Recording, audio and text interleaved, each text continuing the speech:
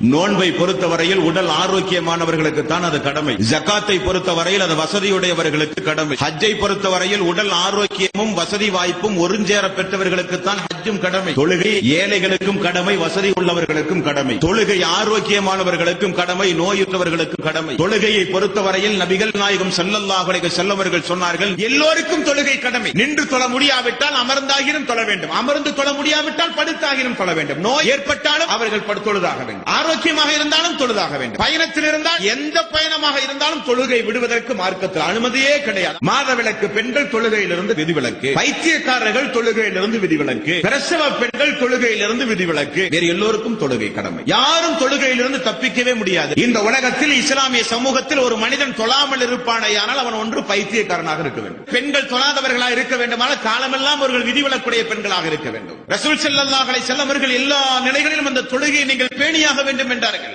என்றைக்கு அல்லாஹ் போர்க்காலங்களில் நீங்கள் தொழுதாக வேண்டும் என்ற ஆயத்தை இறக்கினானோ அத்தோடு இந்த உலகத்தில் யாருக்கும் தொழுகையை விட அனுமதியே கிடையாது என்றார்கள் சஹாபாக்கள். அந்த அளவுக்கு மிக முக்கியமான ஒரு கடமை தொழுகை என்பது. எந்த ஒரு காரணத்தையும் கூறி தொழுகையை விடுவது மார்க்கத்தில் அனுமதியே கிடையாது. 50 வயது 60 வயது ஆகியும் எத்தனையோ இஸ்லாமிய சகோதரிகள் தொழுகையை நினைத்து கூட பார்க்காமல் இந்த உலகத்திலே வாழ்ந்து கொண்டிருக்கிறார்கள். மிகப்பெரிய தவறு. மரணிப்பதற்குள் நீங்கள் தொழுதாக வேண்டும். நபிகள் நாயகம் ஸல்லல்லாஹு அலைஹி வஸல்லம் அவர்கள் சொன்னார்கள், 2 துண்டாக வெட்டப்பட்டாலும் தீயிலே தூக்கி எறியப்பட்டாலும் அல்லாஹ்வுக்கு இணை வைக்காதீர்கள், நீங்கள் தொழாமல் இருந்து விடாதீர்கள், தொழுதாக வேண்டும் என்று ரசூல் ஸல்லல்லாஹு அலைஹி வஸல்லம் அவர்கள் சொன்னார்கள். நோய்வாய்ப்பட்டு கிடக்கின்ற அல்லாஹ்வுடைய தூதர், நடக்க முடியாமல் அமர முடியாமல் இருந்த அல்லாஹ்வுடைய தூதர், ஒரு நாள் இஷாவுடைய ஜமாத், ரசூல் ஸல்லல்லாஹு அலைஹி வஸல்லம் அவர்கள் எழுந்து ஒது செய்ய முற்பட்டார். மயக்கமுற்று கீழே விழுந்தார். அப்பொழுதுதான் அல்லாஹ்வுடைய தூதருக்கு தெரிந்தது, நாம் இனி எழுந்து கூட நடக்க முடியாத அளவுக்கு நோய்வாய்ப்பட்டோம் என்று. ஃபضل இப்னு அப்பாஸ் ரலியல்லாஹு அன்ஹு அவர்களையும் அலி ரலியல்லாஹு அன்ஹு அவர்களை அழைத்து, என்னை பள்ளிக்கு நீங்கள் தூக்கி செல்லுங்கள். ஆயிஷா ரலியல்லாஹு அன்ஹா அவர்கள் சொல்கிறார்கள், அல்லாஹ்வுடைய தூதருடைய பாதம் நிலத்தில் வைக்க முடியாத அளவுக்கு நோய்வாய்ப்பட்டிருந்த நேரம், அவருடைய பெருவிரலில் நிலத்தில் கோடு போட்டுக் கொண்டு சென்றார். அந்த அளவுக்கு நோய்வாய்ப்பட்டிருந்த நேரத்தில் நபிகள் நாயகம் ஸல்லல்லாஹு அலைஹி வஸல்லம் அவர்கள் தொழுகையை கடைபிடித்தார்கள். தரீகா என்றும் சாதுரியா என்றும் பல்வேறு